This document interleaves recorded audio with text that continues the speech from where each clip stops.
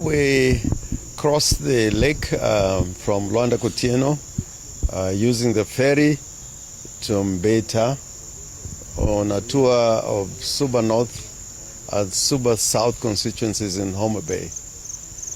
We had very successful trips in Suba South and Suba North. When we got to Mbit, unfortunately, there were some goons who were sent there to try and stop us from getting into the town. The members of the public dealt with them, and we were able to go into the town, Mbit, and then Rusinga. We crossed the bridge to Rusinga. We had a very, very good meeting with the people in Rusinga. We came back to Mbit. We had a very, very good meeting with people in Mbit. Turnout was very large. I was very happy, particularly when you see women, particularly market women, turning up, leaving their wares and their boggers in the market to come and listen to what we were saying. After the meeting in Mbit, we proceeded to see Sindo in Suba South. We had a few stops on the way to Sindo. And again in Sindo, there were plans to try and disrupt our visit to Sindo. There were tires lit on the road and goons placed on the road to Sindo. Happily, the members of the public in Sindo dealt with them, and we were able to address a very, very large rally in Sindo. I've gone to Sindo many times before, even with our departed hero, Raila Amolo Odinga. I was amazed by the turnout today in Sindo. Earlier, one of us, civilizer here, was hit very badly on the head. Here it is still swollen. He went for first aid, but he insisted that we go to Sindo, and we're happy that our message was well received in Sindo. Of course, we are talking about the party, that the party must remain with the members and with the people, and that the Linda Ground people have sold our party to President Ruto as a tool for him to manipulate politics in lowland, in western, and in the coast, and other areas where ODM is very strong. On the way back, because we intended to come back to Kisumu, tomorrow we are attending a funeral of a very honorable Mzee in Bungoma, who was once nominated to Parliament, courtesy of Raila Amolo Odinga. So goons thinking that we are going to stop in Homa Bay and Kindu Bay stopped us on the road just before we reached the Orengo Rodikopany Homa Bay Road at the junction. They put huge boulders and stones across the road. There was an electric pole put across the road, and they had tear gas canisters which they threw to us. My suspicion is that the police were involved, because there is no way that members of the public would have access to tear gas canisters.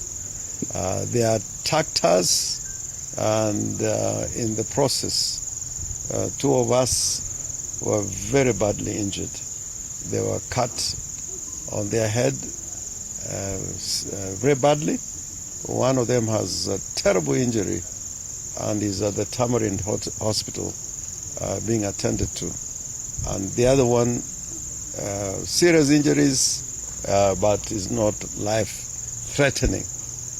But what we want to say is that this cannot go without us sending a very, very, very big warning to Governor Wanga.